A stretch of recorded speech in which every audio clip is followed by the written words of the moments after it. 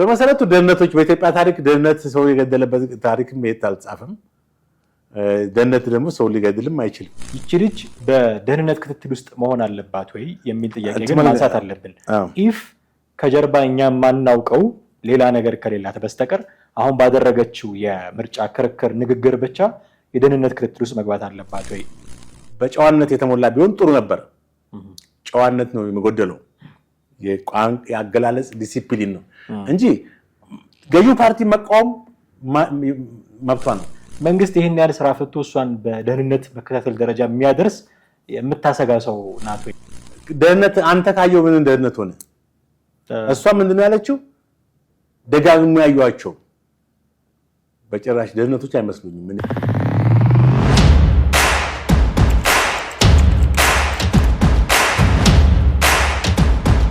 ሰላም ጤና ይስጥልን። እንዴት አላችሁ ውድ ቤተሰቦቻችን? ዘኢትዮጵያ ቻናላችንን መከታተል ጀምራችኋል። ወቅታዊ ፕሮግራማችን ላይ ነን።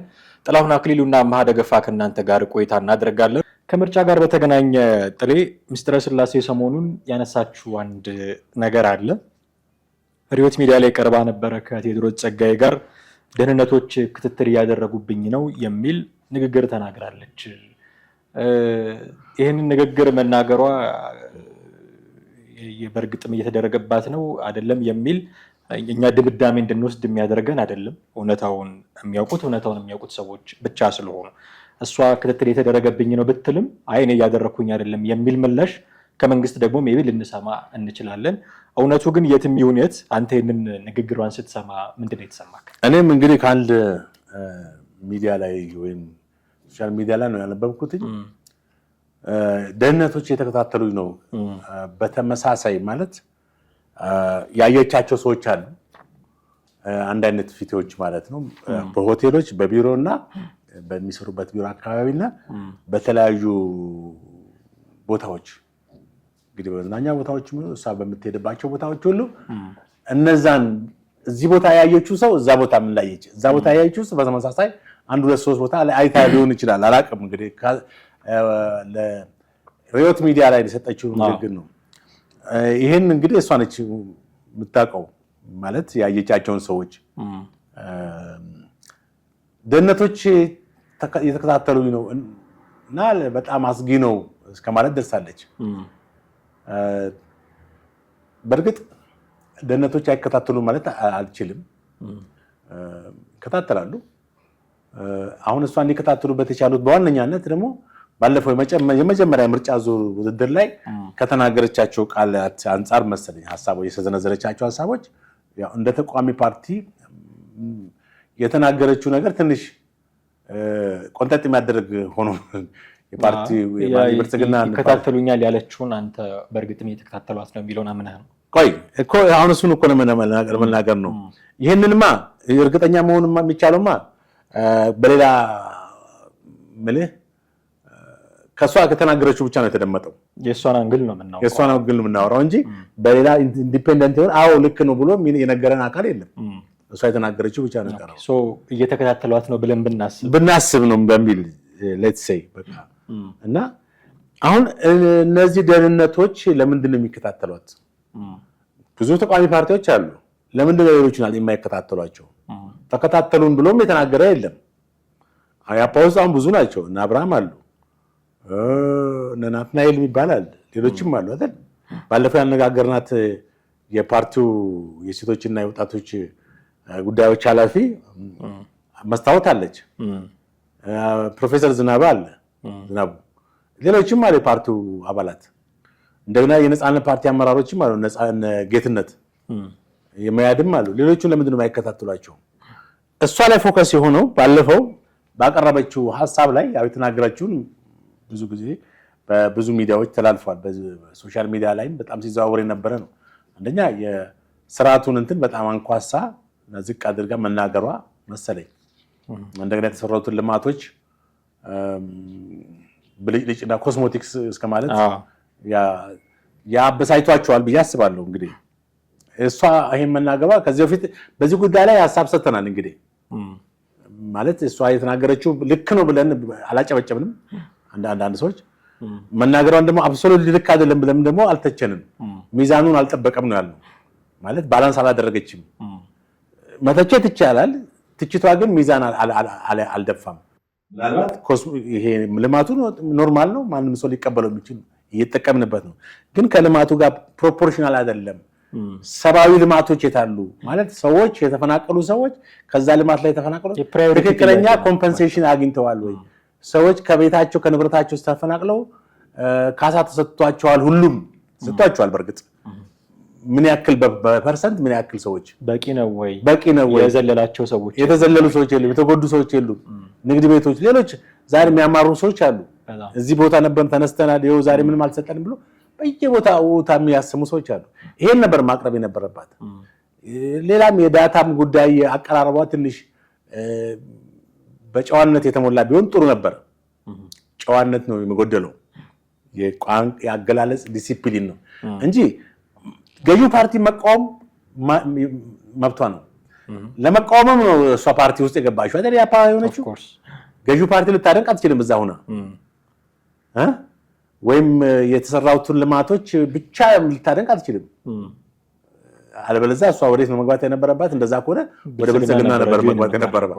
ያፓ ውስጥ እስከሆነች ድረስ የገዢውን ፓርቲ ስህተቶች አጉልቶ ማቅረብ የፓርቲው አቋም ነው። እስከሆነ ድረስ ያደረገችው ነገር ትክክል ነው። ግን ምንድነው የቃላት አለመመረጧ ነው፣ አገላለጿ ነው ችግር ላይ የምልህ የላቦራቶሪ አይጥ አደረጋችሁት የኢትዮጵያን ሕዝብ ብላ ማለቷ ትንሽ ያልተለመደ አነጋገር ነው። ገብቷል? የላቦራቶሪ አይጥ አደረጋችሁት ማለት እንግዲህ ስትተረጉመው ምን ማለት ነው? ሕዝብን የቤተ ሙከራ አደረጋችሁት ነው፣ ወይንም ሕዝብን ቴስት ቲዩብ እየቀለዳችሁበት ነው፣ ወይንም በራሳችሁ አዳዲስ ሐሳቦቻችሁን መሞከራ የሐሳባችሁ መሞከራ የፖሊሲያችሁ ማስፈጸም ያደረጋችሁት ሕዝብ እየጠቀማችሁት አይደለም። አንዳንድ ሐሳቦች ጠንካሮች ናቸው እኮ ለምሳሌ በዚህ ኢኮኖሚ እድገት ማን ተጠቀመ? የገዢው ፓርቲ ባለስልጣናቶች፣ ሌሎች ባለሀብቶች መሆናቸውን ጠቅሳለች። ምክንያቱም አብዛኛው ኢትዮጵያ ሕዝብ በድህነት ውስጥ ያለ መሆኑ ግልጽ ነው። ዛሬም በከፋ ድህነት ውስጥ ያሉ በሚሊዮን የሚቆጠሩ ሰዎች አሉ አይደል እንዴ? ስለዚህ መንግስት እንደሚያወራው አይደለም። ያኛው ባላንስ ማድረግ አስፈላጊ ነው። ፖለቲካ ፓርቲ ተቃዋሚ ፓርቲ ደግሞ እሷ መናገር ያለባት ብልጽግና ማንቆለጳጰስ ሳይሆን ትክክለኛ አሃዛዊ መረጃን ይዛ መንግስት ይሄን ድጋፍ ለማታ አምጥቻለሁ እውነታው ግን ይሄ ነው ብላ በተጨባጭ ብታስቀምጥ ኖሮ በጨዋ ደንብ እንግዲህ ያም ብዙ ሊያስነቅፋት ትችል ነበር። አሁን እሷ ቢሆን ግን አሁን የተናገረችበት መንገድ የመለጠፍ ሁኔታ ነው። የተናገረችበት መንገድ ምናልባት አንተ እንዳልከው ጨዋነት ይጎሏል እንዳልከው ሊሆን ይችላል፣ ወይ በዳታዎች ያልተደገፈ ሊሆን ይችላል። በክሪቲክሱ ምናልባት ሴንሴሽናላይዝ በማድረግ ጉዳዮችን ወይ ሶሻል ሚዲያ ላይ ገዢ የሚያገኙ ሀሳቦችን በማንሳት አቅርባው ሊሆን ይችላል። ግን እንዴትም አድርጋ ብታቀርበው ይቺ ልጅ በደህንነት ክትትል ውስጥ መሆን አለባት ወይ የሚል ጥያቄ ግን ማንሳት አለብን። ኢፍ ከጀርባ እኛ የማናውቀው ሌላ ነገር ከሌላት በስተቀር አሁን ባደረገችው የምርጫ ክርክር ንግግር ብቻ የደህንነት ክትትል ውስጥ መግባት አለባት ወይ? ስቲል ገብታ ክትትል ውስጥ ነኝ ያለሁት የሚለውን የእሷን ንግግር አምነን ተነስተን ከሆነ ነው የደህንነት ክትትል ውስጥ እንኳን እሷ ነች ያለችው። እሷን ነው ያለችውን ሀሳብ ነው እንጂ ይዘን ከሌላ ወገን ክትትል ውስጥ ነች ብለን እኛ እርግጠኛ አይደለንም። ባለችው ሀሳብ ላይ መሰረት አድርገን ነው እንግዲህ ያየቻቸው ሰዎች አሉ። በመጀመሪያ እውነተኛ ደህንነቶች ናቸው ወይ የሚለውን ነገር ማረጋገጥ ያስፈልጋል።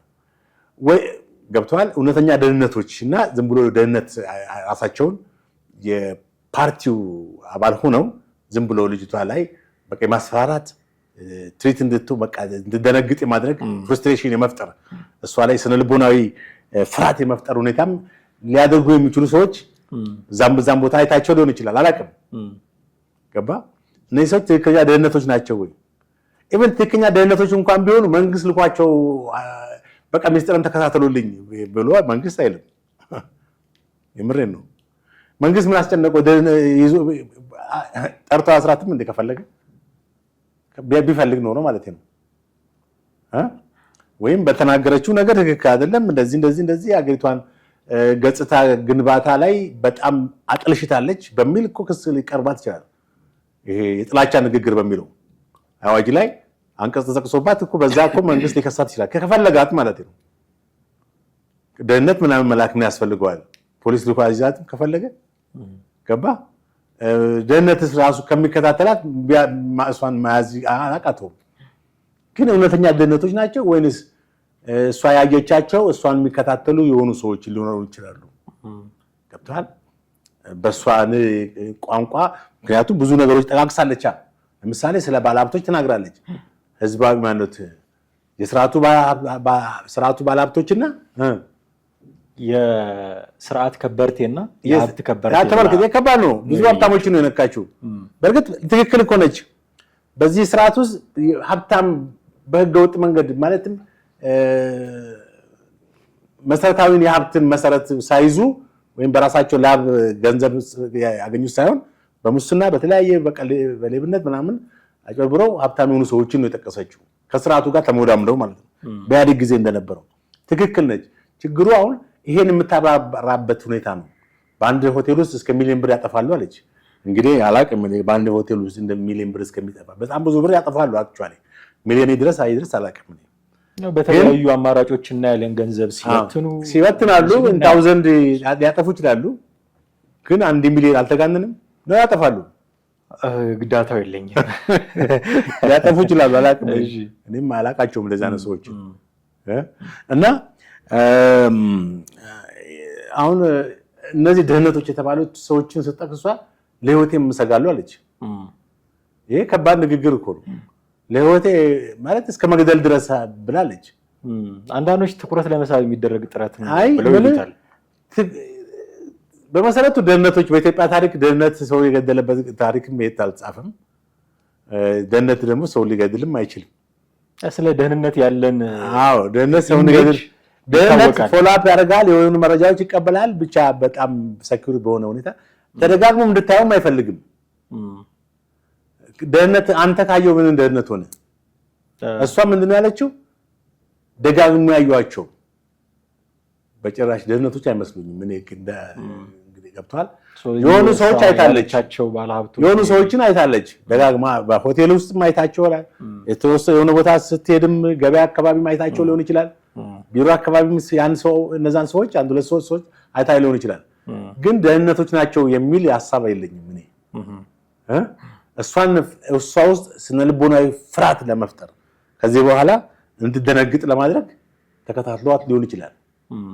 ከዛ እሷ ፈርታ በቃ የምታቀርባቸውን ሐሳቦች ሁሉ በፍራቻ ላትናገር እንድትችል ማለት ነው። ከምርጫው ፍትሃዊነት አንጻር ግን ይሄ እንዴት ነው የሚታየው? እንግዲህ ምርጫው ዋናው ነገር ሰዎች የምረጡኝ ዘመቻ ቅስቀሳ ሲያደርጉ ሐሳባቸውን በመግለጽ ነው። የፓርቲ ፖሊሲያቸውን በመግለጽ ነው። ማኒፌስቶቻቸውን በማስተዋወቅ ነው። ስለዚህ ይህን ነገር በሚያደርጉበት ሰዓት የግድ የብልጽግናው ፓርቲን እንትኖች መንካታቸው አይቀርም። ድክመቶች ማውራታቸው አይቀርም። መንግስት የሰራቸውን እንከኖች ማውጣታቸው አይቀርም። በዝርዝር መናገራቸው አይቀርም። አገሪቷ ላይ የሚከተለው ፖሊሲ ተሳሳተ ነው ብለው በዚህ ማቅረባቸው አይቀርም። የራሳቸው ደግሞ የተሻለ ነገር ነው ይሄን ነው ብሎ ማቅረባቸው አይቀርም። ስለዚህ ይሄ የምርጫ ስርዓት ነው፣ የምርጫ ሲስተም ነው። እንግዲህ ምርጫ ላይ ዝም ብለህ ምረጡኝ አይደለም የምትለው። ማንና ነው የሚመርጡ? ራስን ስታስተዋውቅ፣ ፖሊሲን ስታስተዋውቅ፣ የምርጫውን የምትከተለውን መንግስት ብትሆን የምትከተለውን ፖሊሲ አጠቃላይ በስራ አጥነት ደረጃ ላይ በሀገሪቱ ኢኮኖሚ ላይ በሰላምና ጸጥታ ላይ የምትከተላቸውን ነገሮች ነው የምታስተዋውቀው። ከዛ በኋላ ህዝብ ይመርጣል። ከንግግር ከማን አቋምን ያዋል አይደል? ያንን አይቶ ነው ህዝብ ይመርጥ እንጂ ምረጡኝ እንትና ነኝ ስላልክ ሊመርጡ አይችሉም። እና አሁን ያፓ የሶስት ፓርቲ ወደ ኢትዮጵያ ትስስር ኢትዮጵያ ነው ትብብር ለኢትዮጵያ በሚል እንትን ብለዋል። ጥሩ ነው። አሁን አየህ ጠንካራ እንትን ሆነዋል። ሌላ አንድ ፓርቲ ደግሞ አለ። የምን ፓርቲ ነው? ህዳሴ ፓርቲ ነው። በጣም ከፍተኛ መራጭ አቀርቧል። መራጭ ሳይሆን የተመራጭ እጩዎች በከፍተኛ ቁጥር እንዳቀረበ እየተነገረለት ነው። ከርዕሳችን እንዳንወጣ ግን መለስ እንበልና በዚህ ፓርቲ ዙሪያ ግን ሁኔታውን አይተን መረጃዎች ሰብስበን ምን አይነት ፓርቲ ነው የሚለውን ለማየት እንሞክራለን። አንድ ግን ተያይዞ የሚነሳው ጥያቄ አሁንም የእሷን የምስጢረ ስላሴን ቃል አምነን ነው እንግዲህ እየተከታተሏት ነው የሚለውን እንኳን ብንወስድ ይህን ያህል መታሰጋ ሰው ናት ወይ የሚል ደግሞ ጥያቄ ሲነሳ ሰማለሁ። ምክንያቱም የአንተንም ክሪቲክሶች ቅድም ስንሰማ መታነሳቸው ነገሮች ተጨባጭ አይደሉም፣ እንደው ላዩን ሶሻል ሚዲያ ላይ ሊሆኑ የሚችሉ ተቆራርጠው ናቸው እንጂ ያን ያህል እንደው በዳታም የተደገፉ እንደዚህ አይደሉም የሚሉ ነገሮች ብዙ ሰዎች ሲናገሩ ሰማለሁ። እና መንግስት ይህን ያህል ስራ ፈቶ እሷን በደህንነት መከታተል ደረጃ የሚያደርስ የምታሰጋ ሰው ናት ወይ የሚል ጥያቄ ይነሳል። ቅድም እኮ ያልኩት ይሄን ነው። እነዚህ ደህንነቶች እውነተኛ ደህንነቶች ናቸው ወይ? አይታለች ሰው መቼም ሳታይ ተደጋጋሚ ፊቶችን ሳታይ አይቻለሁ ብላት አትዋሽም። ያየቻቸው ሰዎች አሉ። ደህንነቶች ናቸው ወይ የሚለው ነው የኔ ጥያቄ። እኔ ደህንነቶች ናቸው ብዬ አላስብም። ምን ማነማን ሊሆን የብልጽግና አባላት ሆነው ሜቢ እነዚህ የስርዓት ከበርቴዎች ያለቻቸው ባለጸጋዎች እነሱም ሊሆን ይችላሉ። እነዚህ ወጣቶች ሆነው ምልህ በዚህ በፓርቲ ውስጥ በቃ እንቅስቃሴ የሚያደርጉ ወጣቶች አሉ አይደለ? እሷን አይተው 2-3 ጊዜ ተከታትለዋት ሊሆን ይችላል።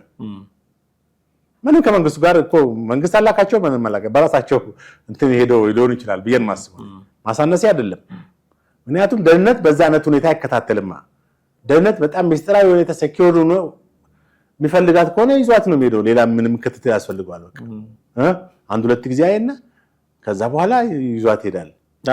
ከዚህ በፊት ከነበሩን ኤክስፒሪየንሶች አንፃር እንዴት ሊቋጭ እንደሚችልም በዛው ተነግረኛለህ። ለምሳሌ እነ ልደቱ አያሌው የደህንነት ክትትል ይደረግብኝ ነበር ብለው በተደጋጋሚ ሲናገሩ እንሰማቸዋለን። እሳቸው በመኪና ሲንቀሳቀሱ ሌሎች መኪኖች እንደዚህ በተደጋጋሚ የሚያዩቸው መኪኖች እንደሚከታተሏቸው በተደጋጋሚ ጊዜ ሲናገሩ ሰምተናቸዋል። ሊከታተል ይችላል ብዬ ነው ደህንነት። አሁን የልደቱና የእሷን እኩል መውሰድ አልችልም። ልደቱ በጣም አንጋፋ ፖለቲከኛ ነው። እጁ ረጅም ነው። በወቅቱ ከብዙ አካላት ጋር የመገናኘት እንትን አለው። ስለዚህ ልደቱ ከማን ጋር ይገናኛል? በተለይ ደግሞ በወቅቱ ከነበረው ለምሳሌ ከ97 ምርጫ በኋላ እንደሚታወቀው ታውቃለህ የግንቦት 7 የተቋቋመበት እንትን ነበረ በአሸባሪነት ተፈርጆ። በዛን ጊዜ ኢህአዴግ በጣም የሚከታተለው ነበር። ኢቭን ከዛም በኋላ እሱ በፖለቲካ ውስጥ ነበረ። ፓርላማ ገብቶ ነበር ለ5 ዓመት በኋላም በፖለቲካ ውስጥ አልወጣም። ውጭ ሀገር እስከሄደበት ድረስ በዚህ ሀገር ውስጥ ከፍተኛ የፖለቲካ ተሳትፎ ነበረው እና ኮኔክሽኑን ለመከታተል ይሆናል ከየትኛው አካል ጋር ይገናኛል፣ መንግስት በወቅቱ አሸባሪ ብሎ ከፈረጃቸው አካላቶች ጋር ይገናኛል አይገናኝም የሚለውን ፎሎ አፕ ሊያደርጉት ይችላሉ። ከውጭ ያሉት ጋር ከተለያየ እንትኖች ጋር ልደቱ በጣም ሰፊ የሆነ የፖለቲካ እንትኑም ሰፊ ስለሆነ መንግስት ቢከታተለው አይገርም። እንትና ግን ያው ታዳጊ ነች ማናት ምስጥራ ታዳጊ እስከመሆኗ ድረስ ደህንነት ያምሉ ብር አውጥቶ እሷንም እንግዲህ ሲከታተላት ብር ያወጣ ነው አይደል እንዴ? ነዳጅ ምናምን ሆቴልም ሲገባ ብር ያወጣል ደህንነቶች አይደል? ዝም ብሎ ገብቶ አይቀመጡም። እና እኔ በዛ መንገድ ይከታተሉኛል እስከ መግደል ድረስ የሚለው ደግሞ ትንሽ የተጋነነ ሆነ። ደህንነቶች እሷን በመግደል ምንም ያተርፉት ነገር የለም። እንደውም የበለጠ የመንግስት እንትን ነው የሚጠቅረው፣ የመንግስት ኢሜጅ ነው የሚጠቅረው አይደል እንዴ? መንግስት ገደላት ነው የሚባለው። አሁን እሷ በስተታቸው እንዲህ ያደረጋት መባል መንግስት ገደላት ነው። ስለዚህ መንግስት ደግሞ ይሄ እንዲሆን አይፈልግም። መንግስት ይሄ እንዲሆን አይፈልግም። እሷ እንዳለችውና ስሙ እንደሚጠፋ አሁን ምንድነው እሷ የተናገረችው ነገር አከንክኗቸዋል፣ አስቆጥቷቸዋል። ያው ባለፈው ተናግራ አንድ የነሱ የብልጽግና ፓርቲ የህዝብ ግንኙነትን ዓለም አቀፍ ማነስማ ፈዲላ በቁጭት የተናገረችውን አቀርበናል ባለፈው ሳምንት አይደል? ልክ እንደሱ የተቆጩ ሰዎች አሉ፣ ሀሳባቸውን በሚዲያ ላይ አወጡ። እንደዛ ማለት ነው። ይህንን ጉዳይ ለመቋጨት አንድ ጥያቄ እናንሳ። ከዚሁ ከምርጫው ጋር ተያይዞ ብልጽግና የእጩ ያቀረበባቸው አንዳንድ ቦታዎች ኢዜማና አብን ያቀረቡባቸው ቦታዎች ላይ ብልጽግና እጩ ባለማቅረብ ድጋፉን አሳይቷቸዋል። ምን ማለት ነው ይሄ? ባለፈው ዓመት ለዳንኤል ክብረት እንዳደረገው አይነት ማለት ነው። ዳንኤል ክብረት ያለ ተወዳዳሪ ያለ ተፎካካሪ ነው ምክር ቤት የገቡት። አሁንም ኢዜማና አብን እጩ ያቀረቡባቸው ቦታዎች ላይ ብልጽግና ባለማቅረብ የህዝብ ተወካዮች ምክር ቤት አባል እንዲሆኑ መንገድ እየከፈተ ያለ ይመስላል። እና ይሄ ጉዳይ እንዲህ ዝም ተብሎ የሚታለፍ ጉዳይ ነው? ምርጫ ነው ወይ? አሁን ይሄ ሪሊ ምርጫ ነው ብሎ ማለት ህዝብ ሳይመርጥህ እንዴት ነው ተመርጫለሁ ማለት ነው?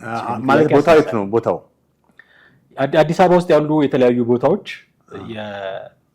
ከዚህ በፊት ዶክተር ሲሳይ መንግስቴ ምናምን የአዲስ አበባን ወክለው የተወዳደሩ ነበር። አሁን እነሱ እጩ አልሆኑም እንደምታውቁ በካሙዙ ተተክተዋል።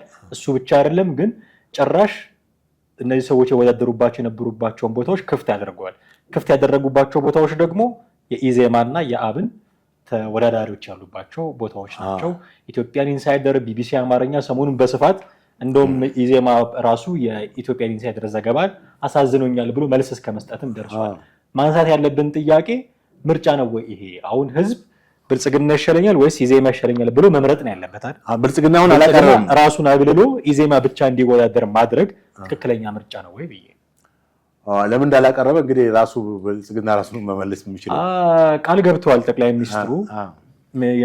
ምክር ቤታችን የተለያዩ ሀሳቦች የሚደመጡበት እንዲሆን እንሰራለን ባሉት ባለፈው ምክር ቤት በነበሩት ጊዜ ከእናንተ መካከል የማትወዳደሩ ትኖራላችሁ ብለው ለአባላታቸው ነግሮ ነበር። ስለዚህ ሆን ብሎ ያደረገው ነገር ነው። በፎርፌ እንዲገባ ማለት ነው። አንድ ኳስ ጨዋታ ላይ ያው ያልተሰለፈ ቡድን በፎርፌ እንደተሸነፈ ይቆጠራል። ላይክ ዛት ማለት ነው። ማለት እድሉን ሌሎች ተቃዋሚ ፓርቲዎች እንዲገቡ ወደ ምክር ቤት እንዲገቡ ማመቻቸት ከሆነ ሀሳቦቻቸው ተደማጭነት እንዲኖረው በሚል ነው። ጥሩ ነው።